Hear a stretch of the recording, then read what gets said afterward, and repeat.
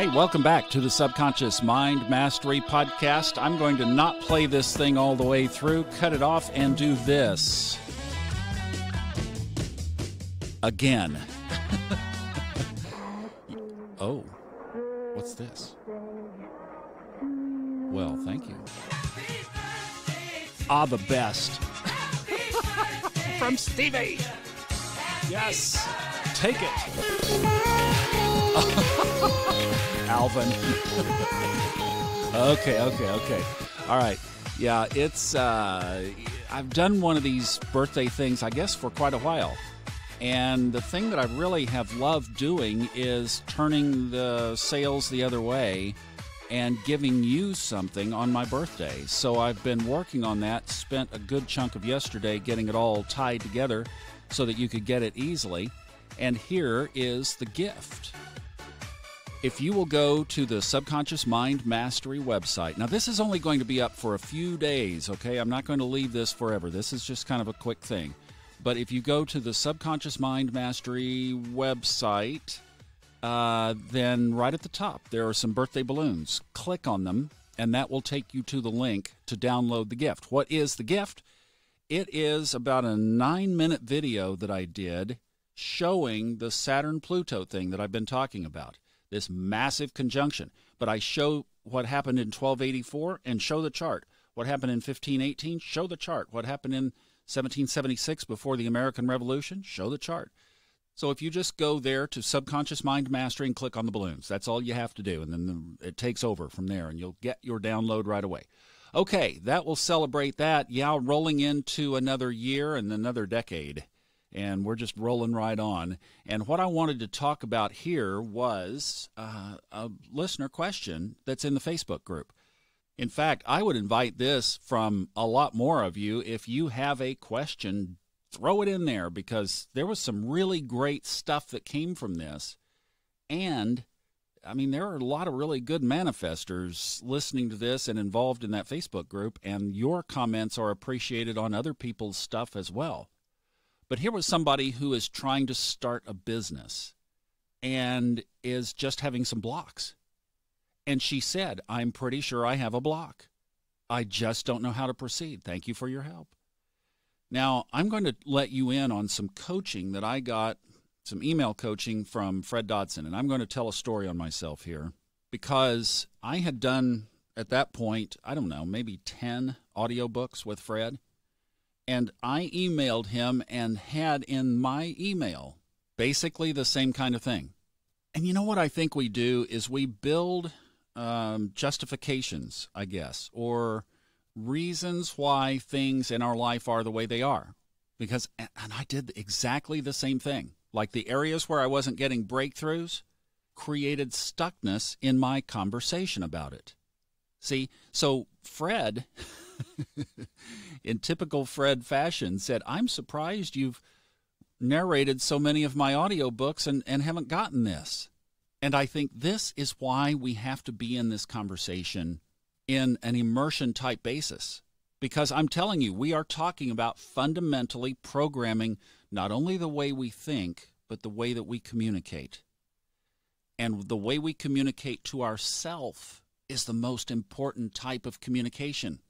Far more important than how we communicate with others. So when somebody says, and very honestly and beautifully, this was so cool because she just laid it right out there to say, things aren't working, I'm pretty sure I have a block. And the answer is, that's right, you have a block. So what Fred told me was, in the process of several days of emails, to go back and reconstruct that whole belief system. So, for the elaboration of what she was talking about, to reconstruct that to say, this business is hilariously successful. She has really good money potential that she mentioned in the posts. You can go check them out. I'd love for some of you others to comment on this and help her out. But to say, I am making 6 figures. No, I'm making 7 figures. And it comes so easily. And just like I talked about in the last podcast about Neville Goddard, check that out as well. to see it in your mind. See, I'm becoming so convinced that this is, like Neville said, a part of the birthing process. It's the feminine side of creation. And if you just take the creative process that is in all of nature, there is an egg, there is a seed, there is a conception process. In this realm, that is our imagination.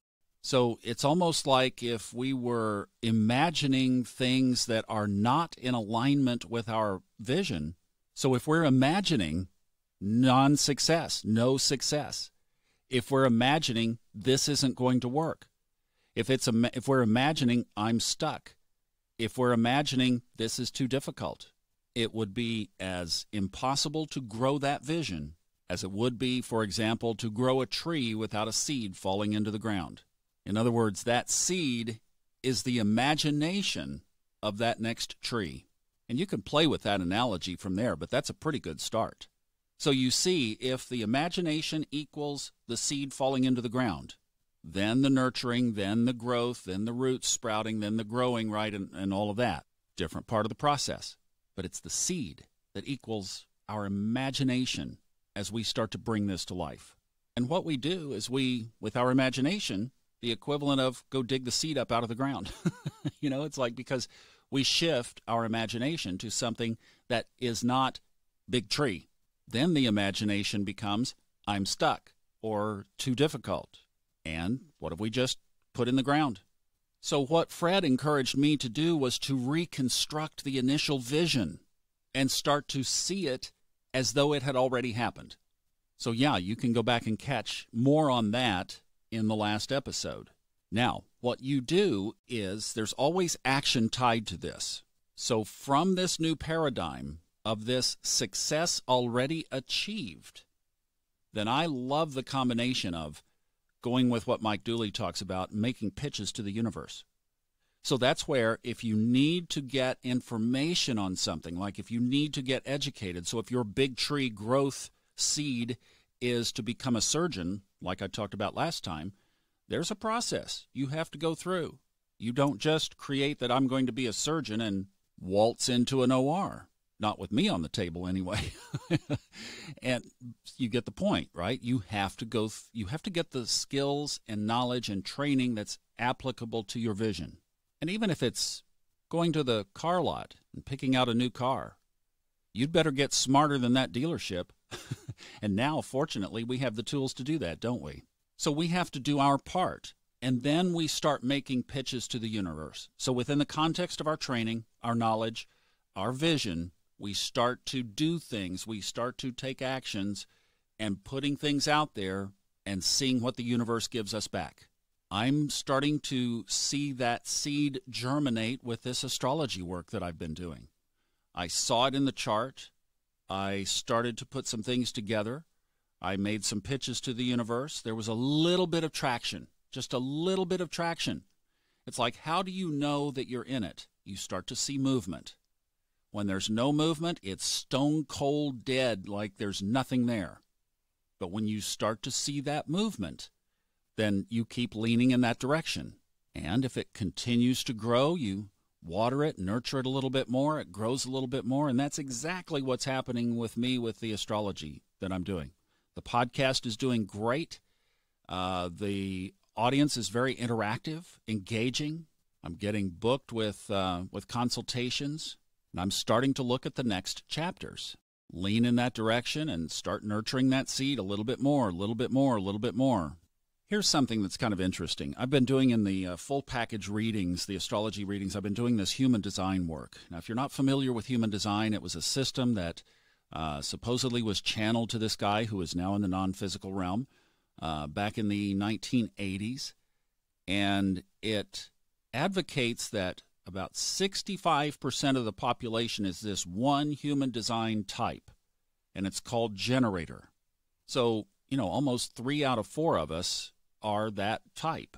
And one of the greatest benefits of the human design system is knowing how to react and how to respond to things. And what this system says is that life itself will bring everything in the world by us that we can make a decision on of what to choose to do or not to do. And then it goes on to talk about how you gain that intuition or that knowledge based on your type, and the model of how you make the decisions. So for this generator type that's 65-70% of the population, it's all about responding and not initiating.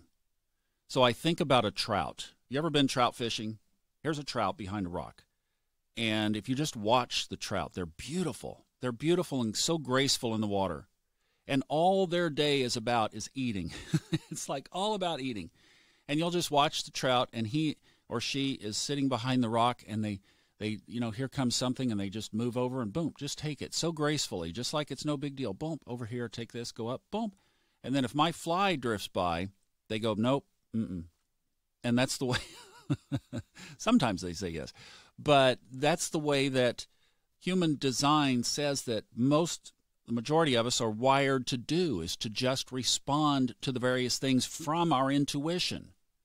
So as we're planting the seed and we're starting to respond to things, we're starting to make a few pitches to the universe. In other words, initiate a few things based on our intuition, kind of what we observe, like I did with the chart. I saw the astrology as a boy, this is a direction that has a lot of energy in my life right now. Wow. Okay. And then the next response was, well, let's just put something out and see what happens. And then you start to feed that loop. And then as things continue to evolve, and I'm just getting impressions of things to do next, moving in that direction. And the benefit of doing it this way is, as they say in that human design system, is satisfaction versus frustration. When we are trying to make stuff happen, or when we're frustrated that we can't make something happen, then it ends up being frustrating. But when we just allow, and we're like the trout, and we go, oh, go get that one, then it's satisfaction. It's just easy. Things become so much easier when we let go. So my suggestion is to rewrite the script. And literally, I'm talking about rewriting the script on paper if you can, at least in an email to yourself, or write it in a note, just like a Word document or a note document that you save on your computer. But get it down so that you can see the words and then start to meditate on it. And that's the other piece. I mentioned that I've been giving away to a lot of you this Kundalini exercise routine that Hemant fixed me up with, and now we've added the Yogi Chai tea to that as well, plus a video and the Spotify playlist. So if you've not picked that up, just email me directly, thomas@subconsciousmindmastery.com, and I'll send it right back to you. And the Kundalini has been a super way to just lock in those intentions. There's something about doing that type of yoga, and especially listening to that music, which is very high energy type music. You put that together, doing those motions, and it really locks this stuff in. So I hope that helps. There is the birthday present. Go get it. Click on those balloons at subconsciousmindmastery.com, and it will only be up there just for a little bit. All right? Thank you so much for listening. Yeah, Stevie. Thank you, buddy. All right. Thank you. Appreciate you guys. Enjoy the journey.